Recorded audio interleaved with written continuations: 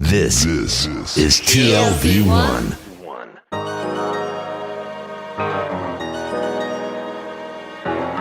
The Tel Aviv Review.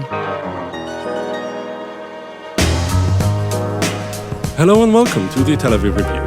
I'm your host, Gilad Halpern. Every week we bring you conversations with authors and researchers about the books and other things that we like. If you like us, please consider becoming a Patreon supporter by going to our homepage. That's tlv1.fm/Tel Aviv Review. Scroll down to the bottom and click the big red button that says Patreon. Click and support us.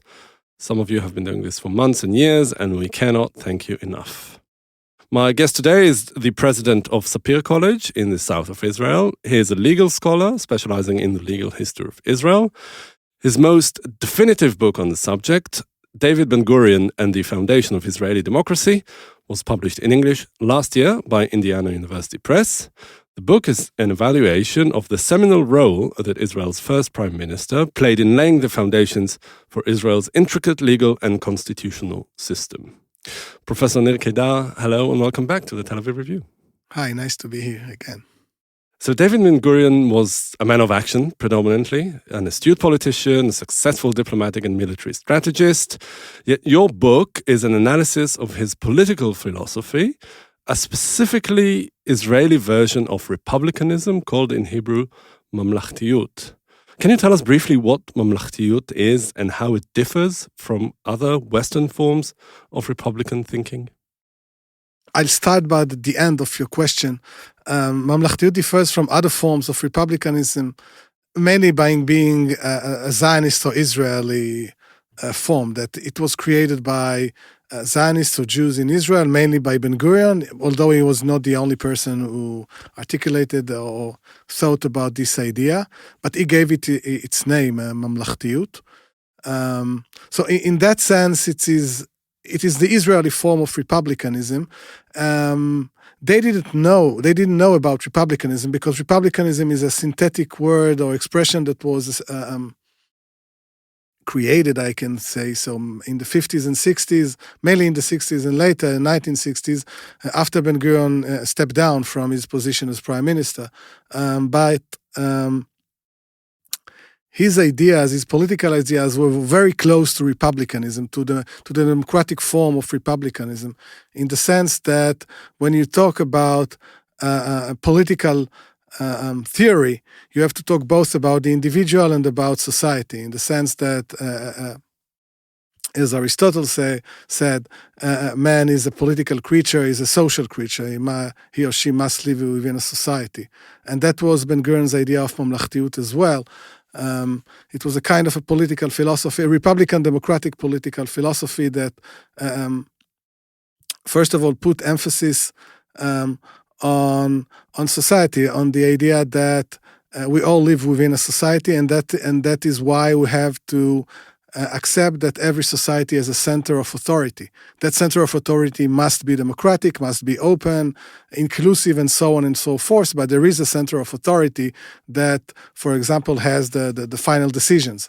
How many students we will have in each and every class, when, I don't know, all the basic decisions.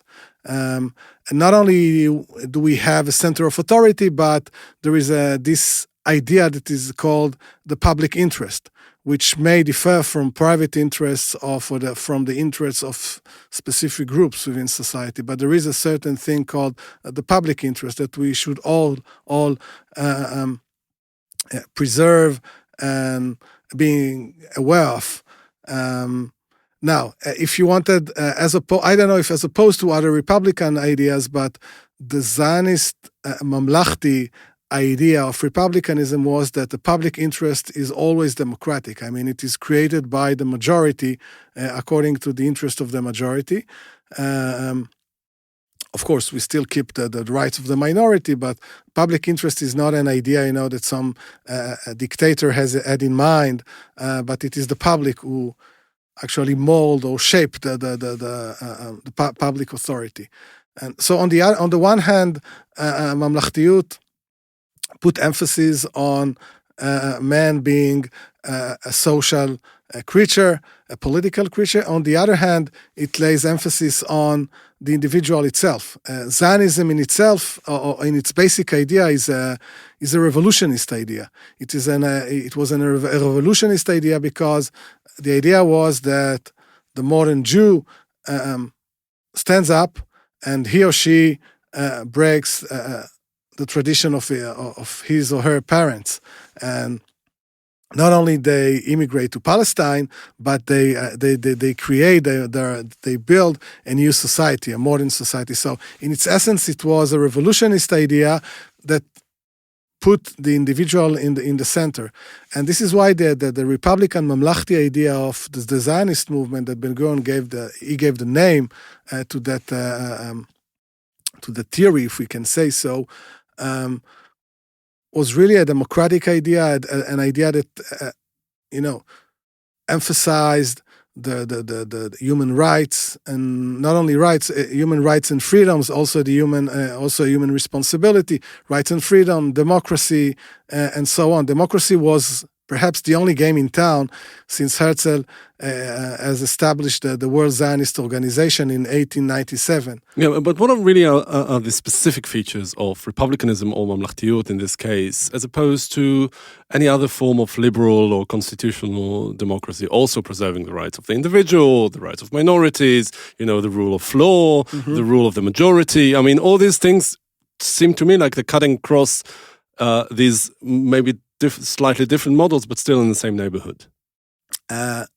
It is one neighborhood, of course. The one side was the liberal individual side, but there was always the other side that put emphasis on the public, on you should not only be aware that every group as a center of authority, every group as not only a center of authority, every group has this public interest, which differs from the private interest, and every public or every group has rules, has procedures, and institutions, and we must not only be aware to those rules, laws, procedures, institutions, and so forth, but we have to cherish them, we have to nurture them, because without norms and rules and institutions, we have no society.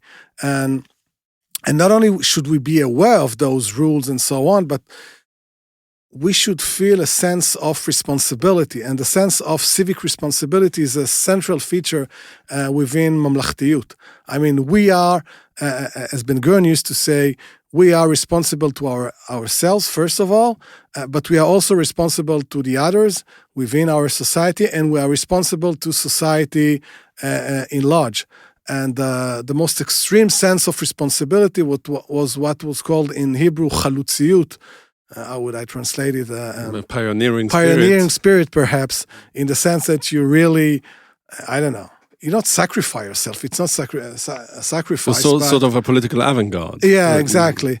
But this is, the extreme version of civic responsibility. Each and every and every one of us, as you know, has to feel this sense of responsibility and to act accordingly. Yeah. No, it's interesting. I'm going back to what you said in the beginning of your answer, that republicanism as a political concept was formulated only later in the 1960s.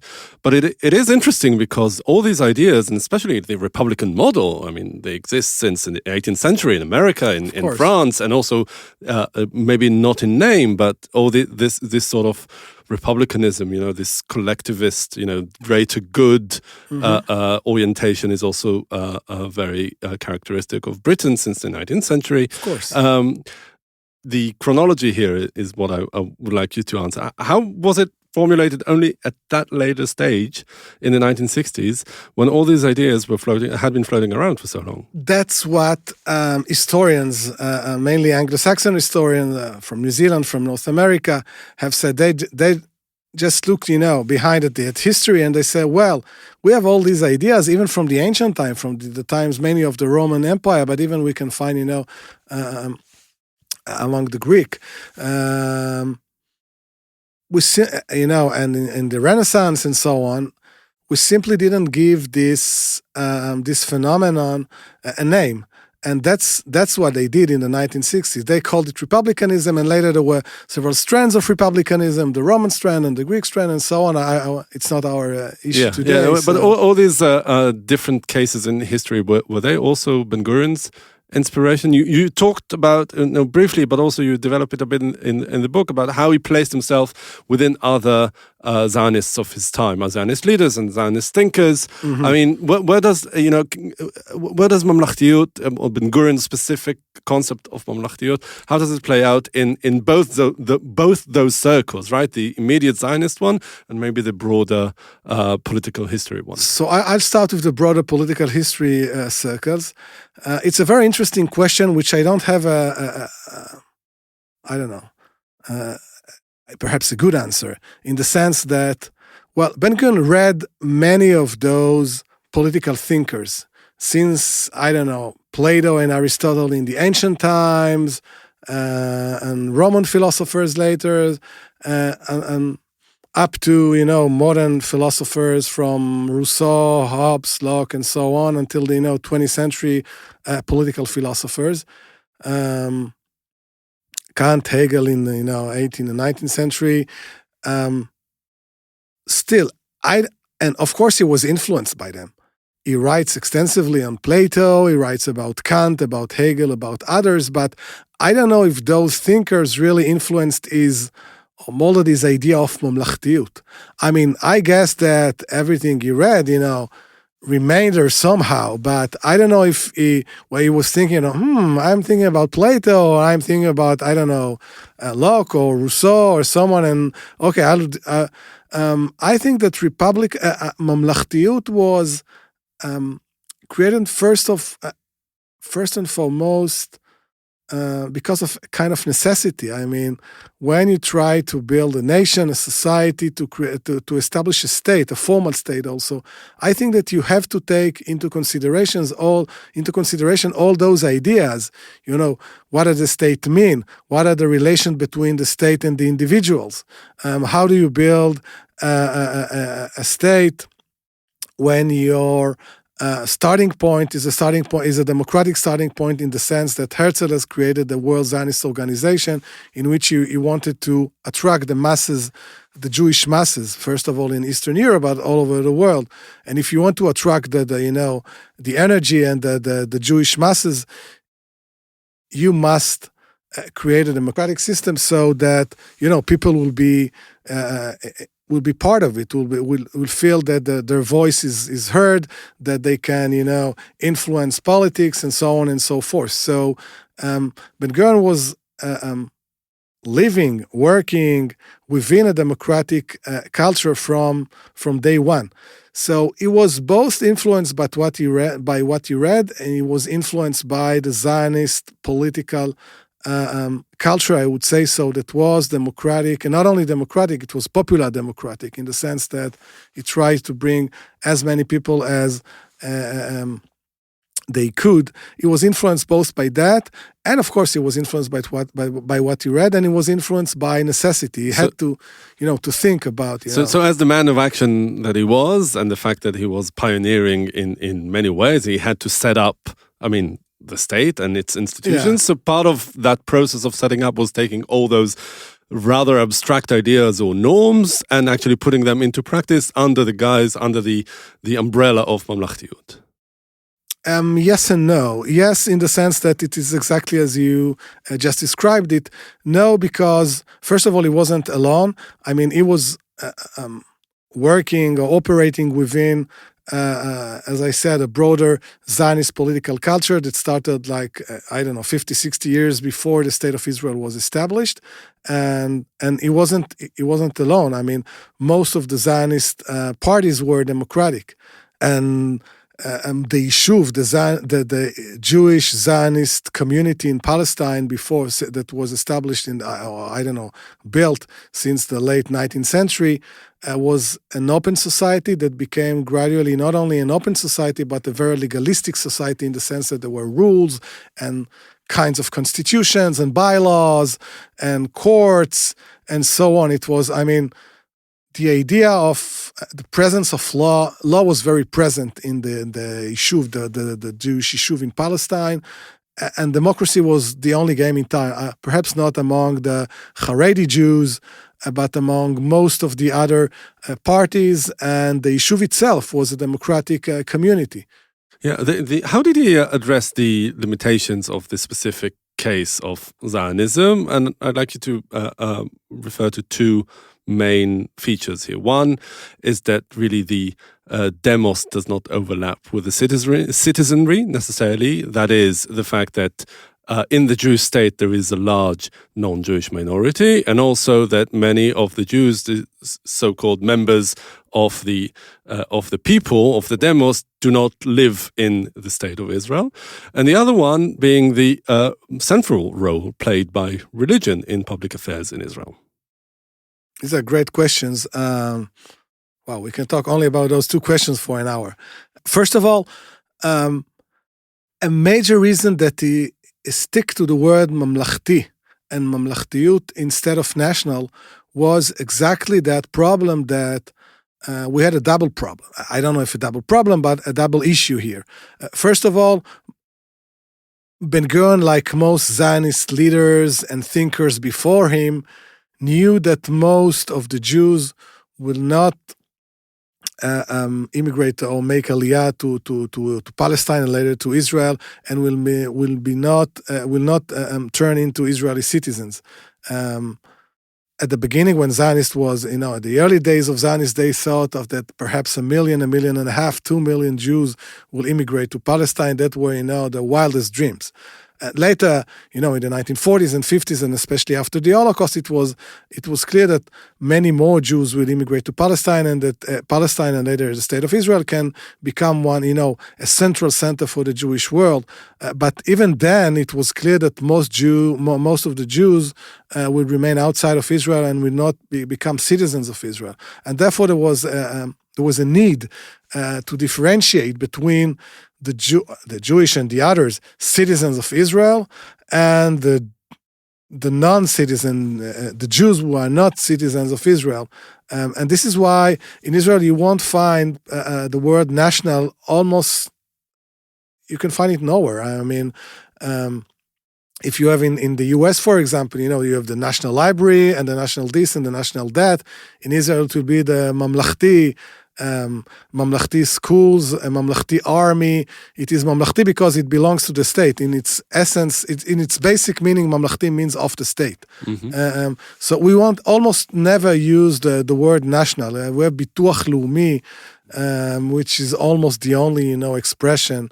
But usually we'll use the word Mamlachti. And the other reason is because it was always clear for all Zionist leaders that there will be a large Arab minority, non-Jewish minority in Israel. Even, especially before the 1948 war, nobody knew or thought at the beginning that this would be, the result of the war, in which something between 600 and 700,000 Arabs that were, Palestinian Arabs, were either escaped or were driven out from the country during the war, and were not allowed to come back. This was the main issue. They were not allowed to come back following the war. In June 1948, the Ben-Gurion government or cabinet decided that not to allow them to return.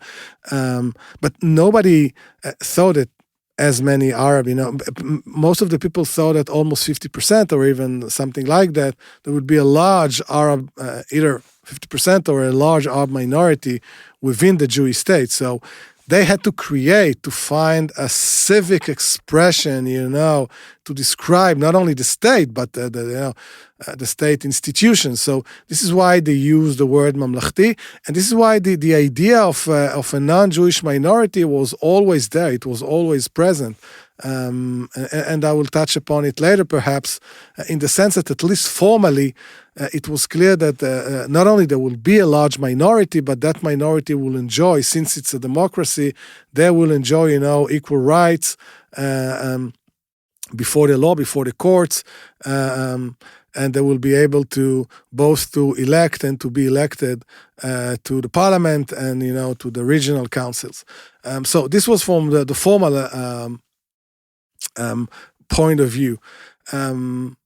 this is why they kept the idea of mamlachtiyut, and they understood all the time that Israel is a weird state, if we may say so, in the sense that most of the Jews are not citizens of Israel, and you have a non-Jewish minority within the Jewish state. And what about the role of religion in public life?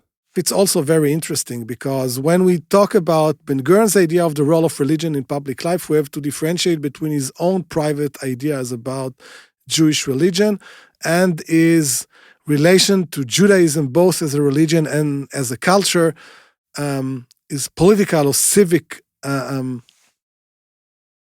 awareness to this or consciousness of this issue.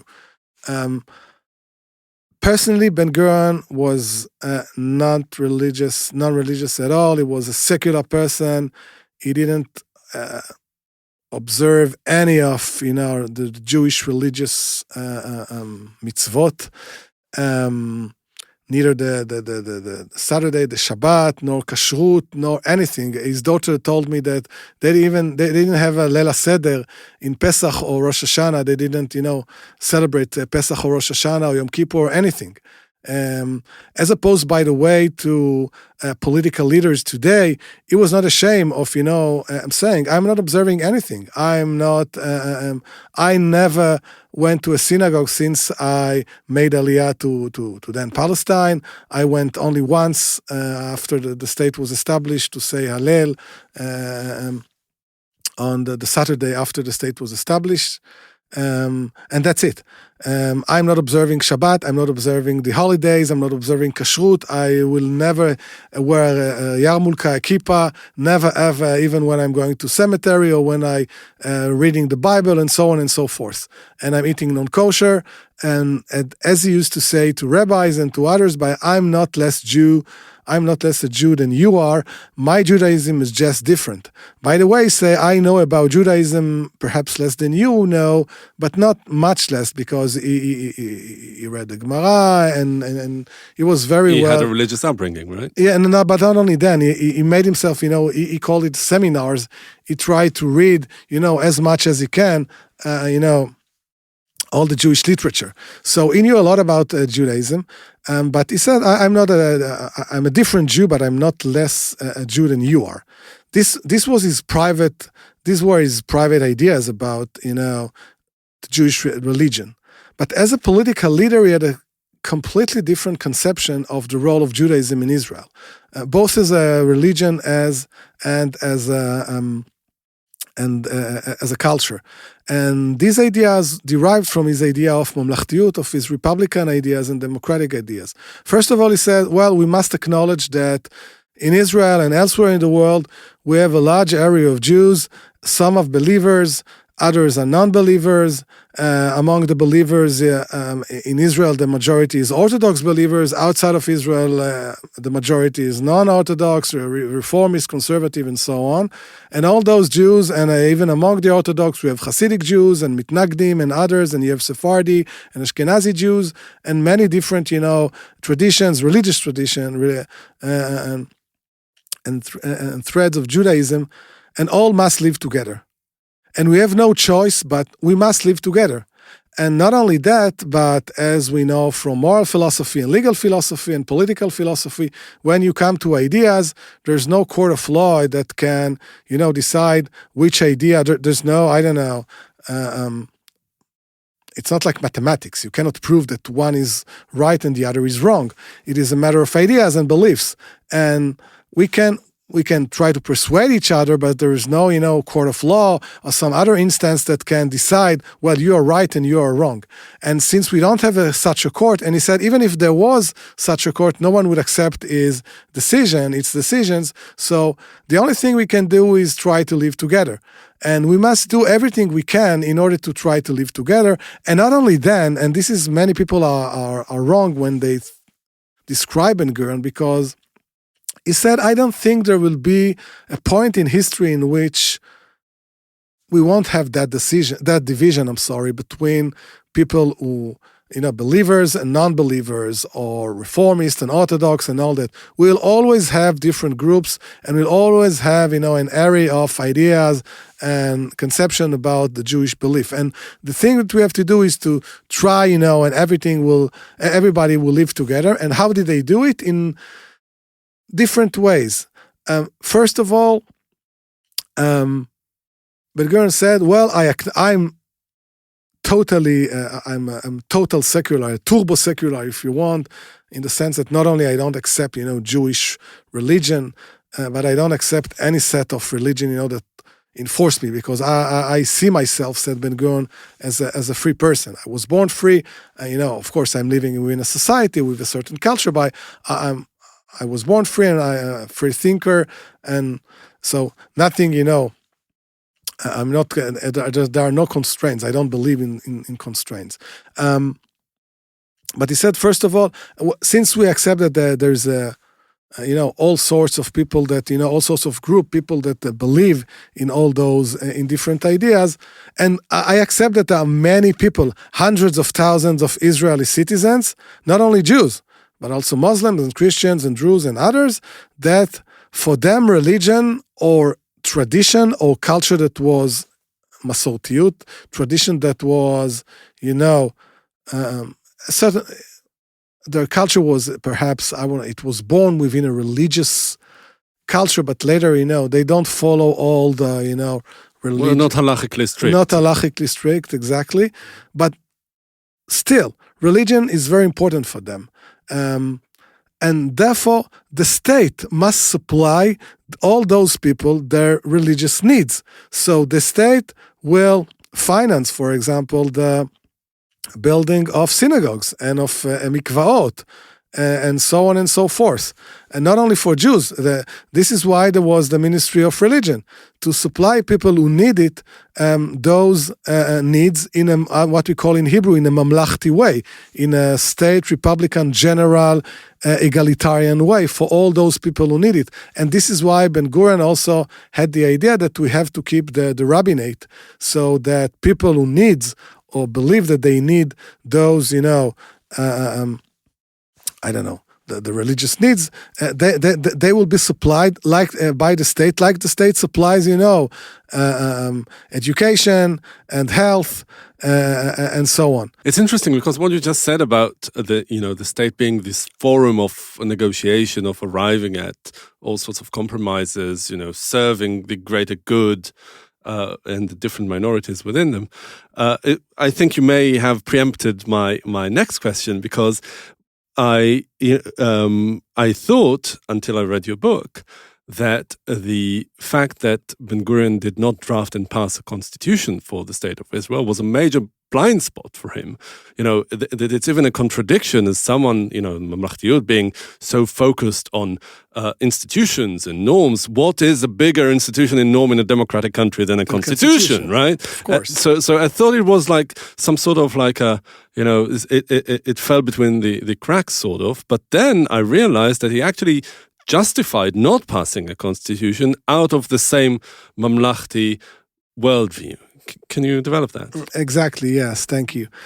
At the beginning, Ben Gurion, like most Zionists, perhaps, when I say most, it's almost all of them, it was totally for a constitution because, as I said, within the World Zionist organization, democracy was the only game in town, and it was a heavily legal, there was a heavily legal culture within the Zionist movement and the Yishuv.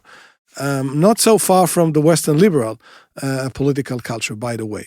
So at the beginning, everyone in Israeli leadership was for a constitution, and later we sense that Ben Gurion is less and less fond of the idea of one written constitution, mainly because of these cultural, religious issues. He was afraid that even the process of drafting a constitution will create a Kulturkampf, a culture war within Israel.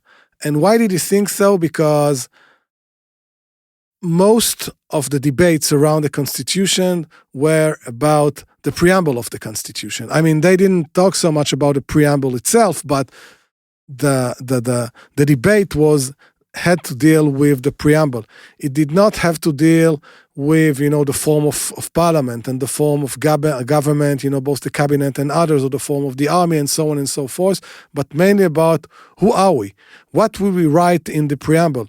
Shall we write we the Jewish people or we the Israeli people? Because the Israeli people, how different is the Israeli people really different from the Jewish people, and so on and so forth. And then the right, the Zionist right, wanted, to stress the idea that it was a revolt against the Brits that was the main force behind the establishment of the State of Israel, and the left wanted, to declare something about, socialism or social democrat Zionism and so on. The religious wanted, that we must thank God for establishing the State of Israel and so on.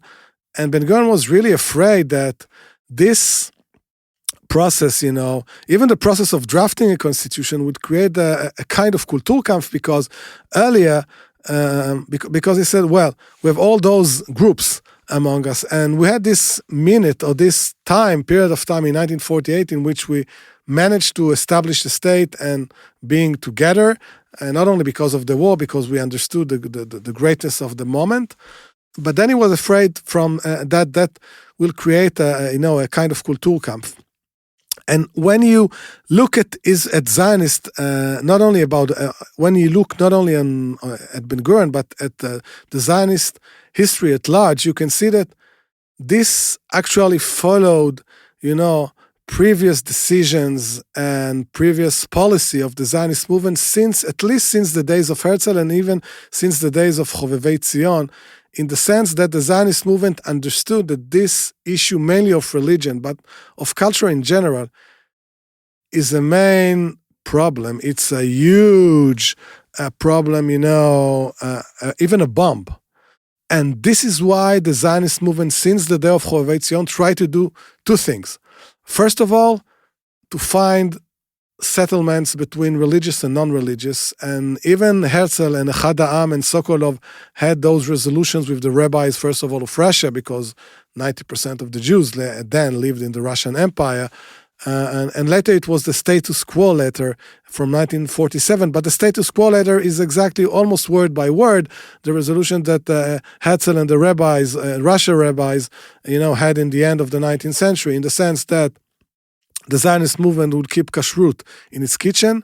The Zionist movement will not convene or have, other in Shabbat and in Yom Tov, in the Jewish holidays, and that the issue of education will be kept out of the Zionist movement, and we left for the different sectors and parties and local authorities. Each and every community will be able to decide about of its education system, and the Zionist movement as a movement will not deal with education. This is why the Zionist movement spoke about a Hebrew university in Jerusalem since the first Congress in 1997, but they didn't say anything about elementary schools and so on, because they knew that it's a major problem. Later in 1947, they added that the ruled family law will also be kept to the communal, local, religious community part, of this idea. So they tried to mute those, issues and those clashes, but by not, almost not talking about them and not declaring them, not making any declarations, and not writing them down in formal papers. You can see, hey, it's written here. So this is why I think that even the idea about not having one written constitution at the end was part of this, heritage, part of this policy. This is why, and I'm ending here by this, this would be my last sentence. Israel, in fact, enacted a kind of constitution, a piecemeal constitution, in the sense of what we call Chukei Yesod, basic laws in Hebrew. It is actually, when you come to think of it, it is a constitution without a preamble.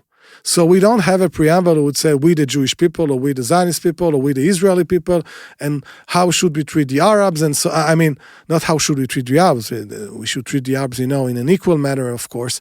But what's the Jews and Arabs in this country. How do you deal with it? How do you deal with the idea that most of the Jews don't live in Israel and so on? And Israel actually had a constitution without a preamble. Yeah, but isn't it ironic now that, the fact that that Ben-Gurion refrained from drafting a constitution for fear of a Kulturkampf came back, I'm sorry to say, to bite us in the ass now, that this Kulturkampf that we are now experiencing with this new government and the new justice minister who is planning, I hope that by the time that this episode will be broadcast, those reforms that he's planning will not be implemented yet. So isn't it? I mean, the fact that he is able to do it now is mainly because of that. The fact that there was this like wishy-washy arrangement. Ben-Gurion trusting the good faith and goodwill of the general Israeli collective, and did not take into account the fact that there was someone with enough political power who could come back and change everything. And what you say about the constitution, that is a piecemeal constitution, not just the preamble is lacking there, but also the right constitutional arrangements that would spell out how this constitution will be implemented and enacted. I mean, because the fact that there's no constitution also prevented the establishment of a constitutional court per se, that it was also, there's this always debate or a dispute over the powers and authorities of the executive and the judiciary. I mean, aren't we in this mess that we are now because of that? Didn't he make a colossal mistake? I don't think he made a colossal mistake. I think that this was the right decision for the time. I mean, in the sense, because not only the fact that he refrained from, by the way, it's not Ben-Gurion who refrained, it's the Israeli Knesset, because the Israeli Knesset decided in a majority vote that we will create a piecemeal constitution. And by the way, Mapai, Ben-Gurion's party, they had a freedom to vote in the way they want. I mean, there was no party whip on that question.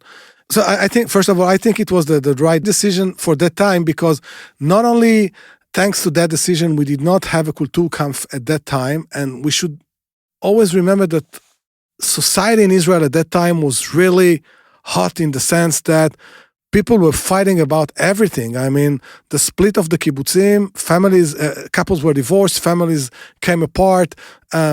There were manifestations about religious education in mandatory school that at that time, in 1948-49, the religious party brought almost 100,000, manifestators to the streets on that issue.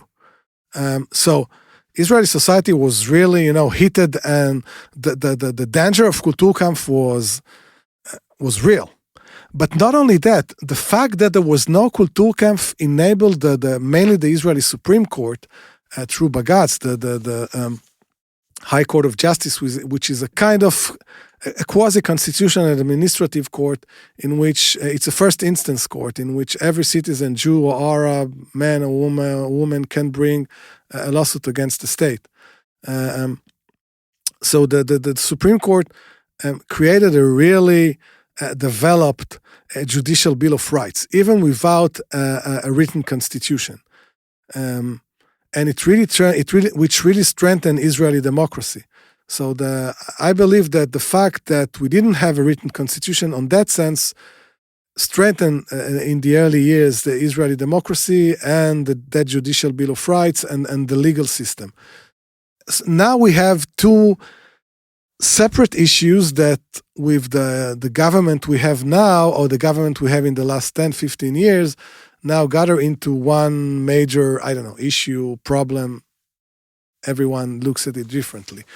The one issue is that, and about it I wrote a different book, that the old or the ancient Zionist policy of muting religious and cultural disputes couldn't be kept anymore since the 1980s and 1990s, because since in the 1980s and 1990s we have all this identity politics and group politics, and questions of culture and identity became central all over the world, and in Israel as well. You have all these parties like Shas, like parties of the Russian immigrants, both among the Jews and the Arabs. The main Arab parties also were divided into, Islamic parties, the Northern Islamic, the Southern Islamic, all group, identity parties and identity groups, and everybody wanted to talk also within the academia and the intellectual elites. Everybody talked about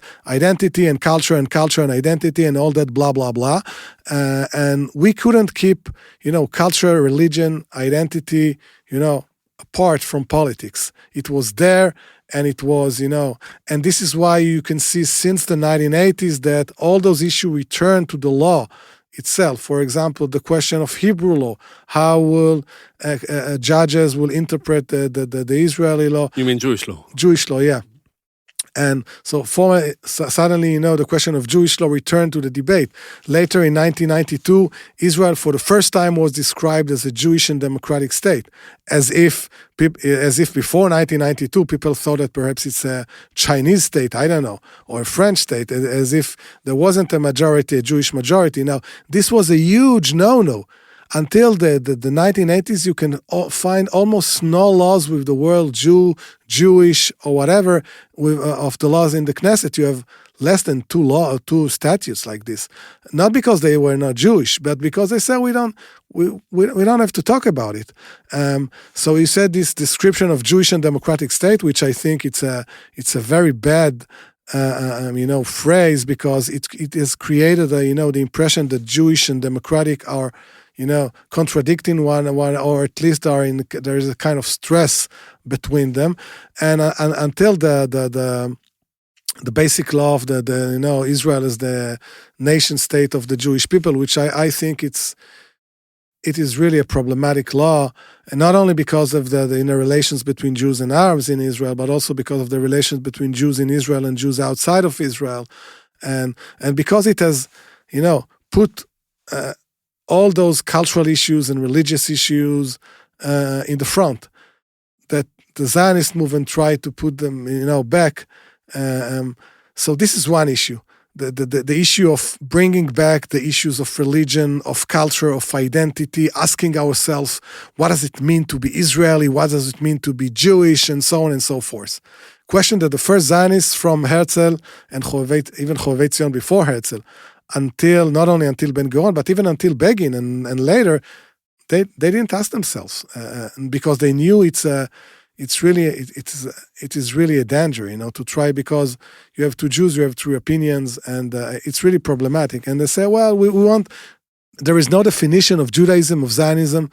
You won't find a definition of Judaism or Zionism since the day of Chovevei Zion until until the recent law. I mean, they were not trying to define what does it mean. They just said the only thing we should do is to try to live together and find all the different ways and resolution to live together. So this is one major issue that Ben Gurion tried not to touch, but not only Ben Gurion tried not to touch it, and all the people before him. There was a consensus. Yeah.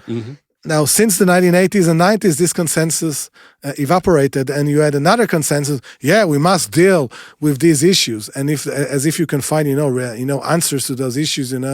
Yeah, we have an answer to the question of what does it mean to be a Jew in the modern world in 21st century, and then we say missionaries to all over the Jewish world in New York and whatever, I don't know, and also put it into law. And also put it into law, which is I found it tragic. I mean, I found all those recent law, but both the definition of Israel as a Jewish and democratic state, and of course the nation state law is tragic, not less than that. So this is one issue. The other issue that you rightly asked me about is that by not having a written constitution, we didn't have the preamble with all the dangers that are in that preamble. But you said rightly that we didn't have a mechanism about the question of how do we create those basic laws, or how do we create a constitution, or how will we take all those basic law and unite them into a constitution.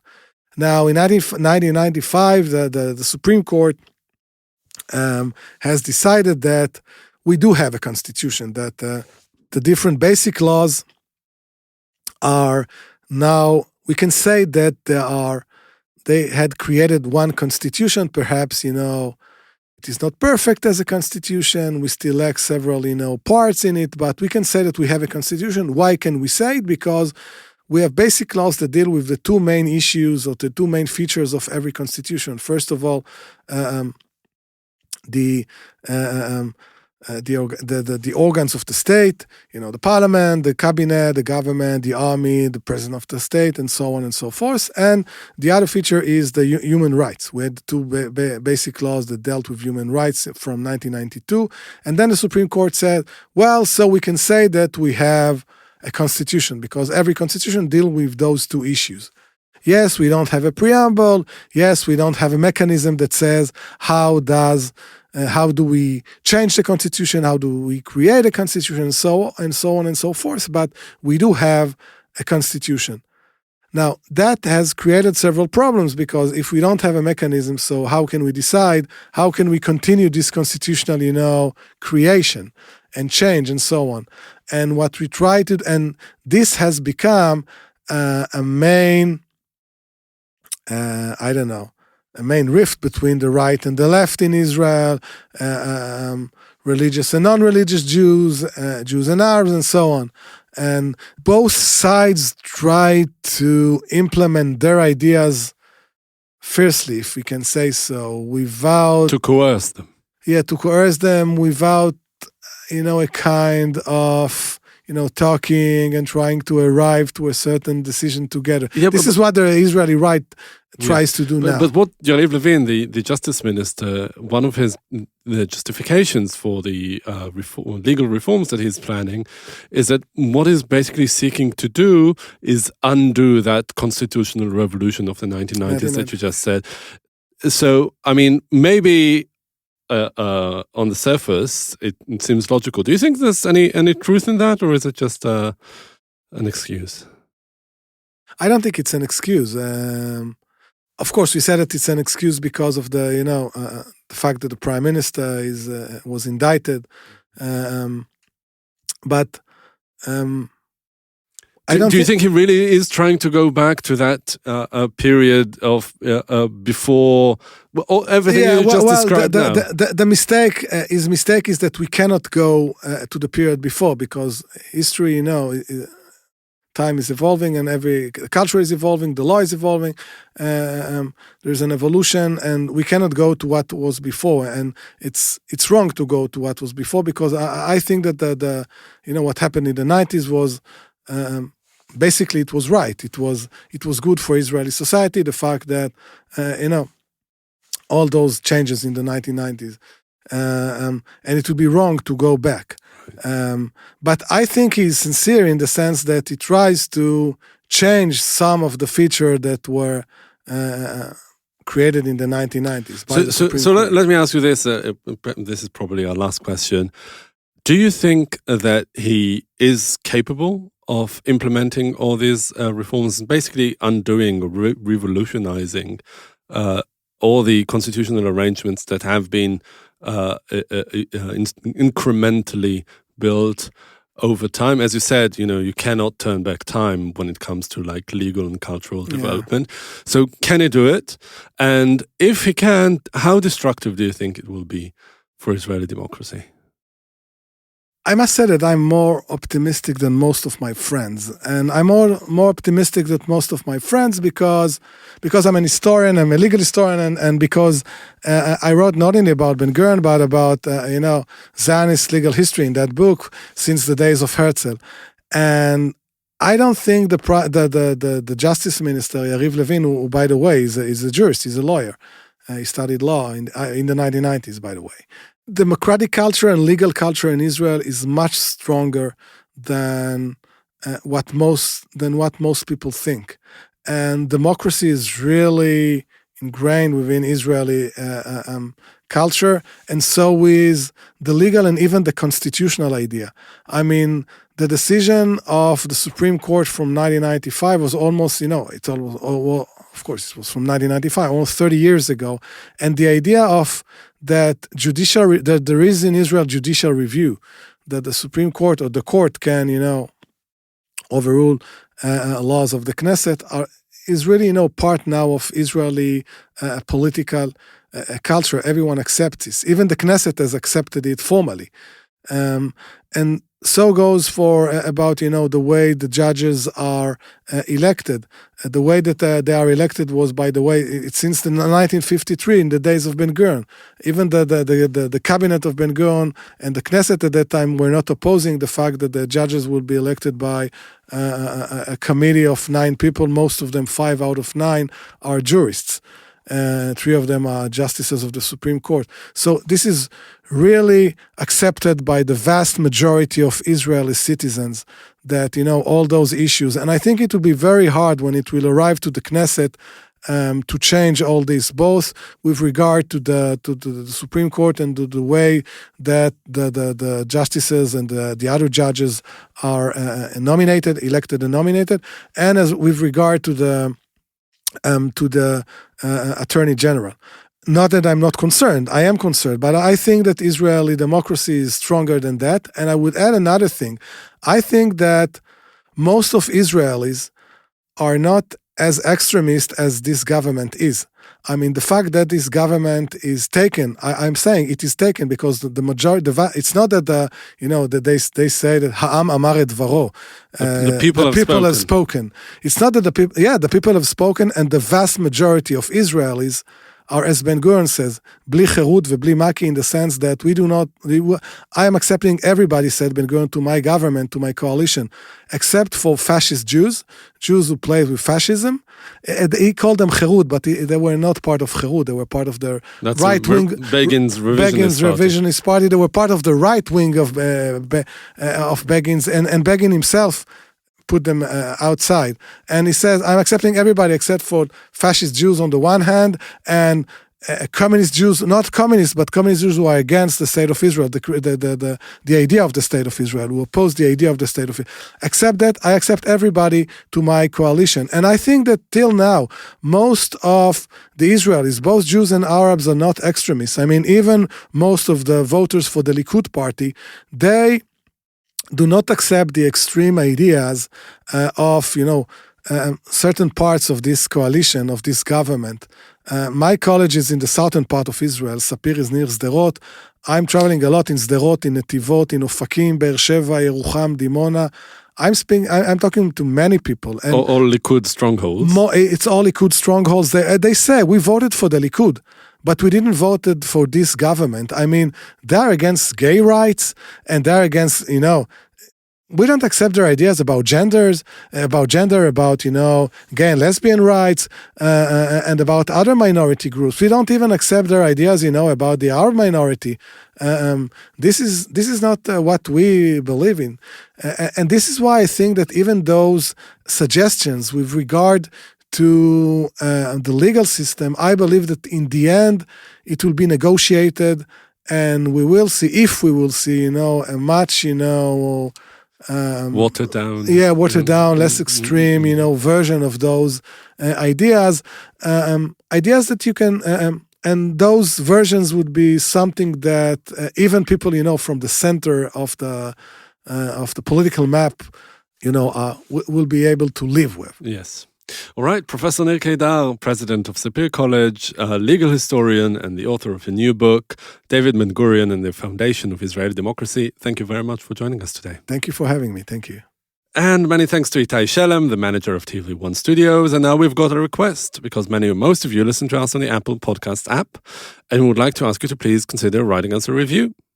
You too can support us by going to our website and subscribing onto our Patreon campaign. Check out our archive. It has something like 800 interviews. Like us on Facebook, follow us on Twitter, and most important, join us again next week for another edition of the Tel Aviv Review.